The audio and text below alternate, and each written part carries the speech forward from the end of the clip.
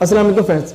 आजकल आप corona virus की न्यूज़ तो बहुत ज़्यादा सुन रहे होंगे कि कोरोना वायरस आजकल चाइना में और पाकिस्तान में भी इसके खदशे होने वाले हैं या असरात नज़र आ रहे हैं।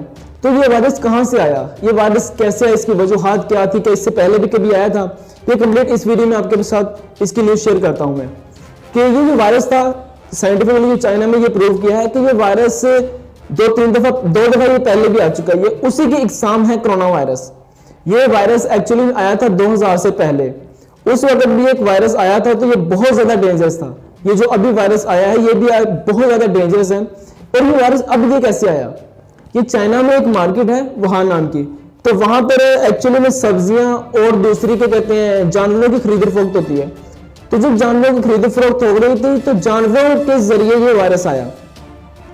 तो जानवरों की जो खरीद फरोख्त कर रहे थे तो जानवरों से आगे जानवरों में इफेक्ट हुआ। तो इंसानों में कैसे इफेक्ट हुआ? जब क्योंकि इंसान ही तो उसकी खरीद फरोख्त कर रहे थे, तो पहले तो इंसान में इफेक्ट हुआ। इफेक्ट होने के बाद जब उस इंसान को लेबोरेटरी में लेके गए, हॉस्पिटल में लेके गए, तो जो डॉक्टर थे, डॉक्टर जब उसको चेकअप कर रहे थे तो जो आगे डॉक्टर में भी इफेक्ट हो गया। डॉक्टरों में इफेक्ट तब उन्हें पता चला कि ये तो वायरस बहुत ज्यादा खतरनाक है, ये मामूली तो वायरस है ही नहीं। तो ये वायरस अगर डॉक्टरों में इफेक्ट होने के बाद पता चला कि ये वायरस तो इंसान से इंसान में इफेक्ट हो रहा है, तो ये वायरस हद से ज्यादा ही फैल गया। चाइना में आज 900 से ज्यादा लोग या इससे भी ज्यादा लोग क्या कहते हैं इफेक्ट हो चुके हैं इस कोरोना वायरस से। और दूसरी चीज है कि ये इस कदर डेंजरस है कि इससे चंद लोगों की तो मौत भी वाकया हो चुकी है। तो दूसरी चीज क्या है कि पाकिस्तान में इसका खदशा कैसे हुआ कि पाकिस्तान के जो माहिरीन है, साइंटिफिक लोग हैं, वो कह रहे हैं कि पाकिस्तान में भी इसका खदशा हो सकता है। इसी वजह से जो बाहर जो बिरोन मुल्क में हमारे कुछ स्टूडेंट या कुछ हमारी पब्लिक वहां पर पढ़ने गई हुई है, वो टीचिंग या कुछ और भी किसी भी सिलसिले में गई हुई है, तो उन्हें आने बंद कर दिया क्योंकि इंसान से इंसान में इफेक्ट हो रहा है। अगर कोई आता भी है तो उसको पहले 3 प्रोसेस में उसका टेस्ट किया जाता है। टेस्ट करने के बाद फिर ही उसे आगे जाने दिया जाता है। किसी माहिर ने कहा कि इलाज से बेहतर परहेज है, तो हमारे लिए यही है कि हम चंद चीजों का परहेज करें कि जिससे हमें भी ये खदशा ना हो।